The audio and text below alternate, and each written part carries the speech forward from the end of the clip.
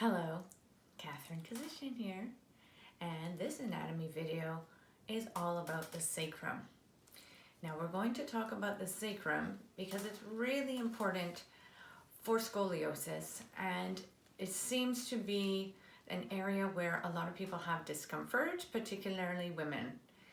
And a neat thing about the sacrum is its origin, the name of it is from Latin, and it means sacred, the sacred bone.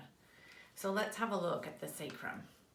The sacrum is this inverted triangular shaped bone at the bottom of the spine. And my teacher Elise has a joke saying that the sacrum has an identity crisis. It doesn't know whether it's part of the spine or part of the pelvis. It's composed of 5 vertebrae fused together, and the spine have separated vertebrae. But it's down here in the region of the pelvis, and it's known as a floating bone because it's a bone on its own that's attached to the pelvic bones by muscles and ligaments. And this is part of the issue where that is contributing to it causing a lot of trouble. As you can see, there's these little yellow nerves coming out, and through the central channel is where the spinal cord goes. So in the case of scoliosis, where we have some side bends, some rotation, some curve pattern happening in the spine, that also can translate very often into a side bend or a rotation or a curve of some kind in the sacrum. And because it's only attached with these muscles and ligaments, and because there's a lot of nerves there, it's very easy for the nerves to get pinched and cause discomfort.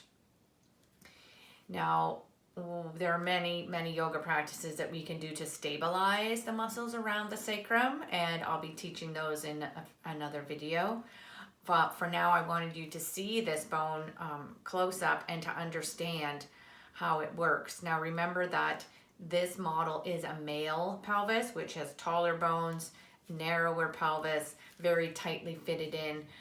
Female pelvis generally has shorter pelvic bones, a wider pelvic base, and tends to be a little looser in the ligaments, where particularly the muscles and ligaments of the sacrum connect to the bone. And so if there's any kind of instability, like one hip is higher, one leg is longer, or there's a muscular imbalance, then the poor sacrum and those muscles and ligaments around it can struggle and cause some discomfort.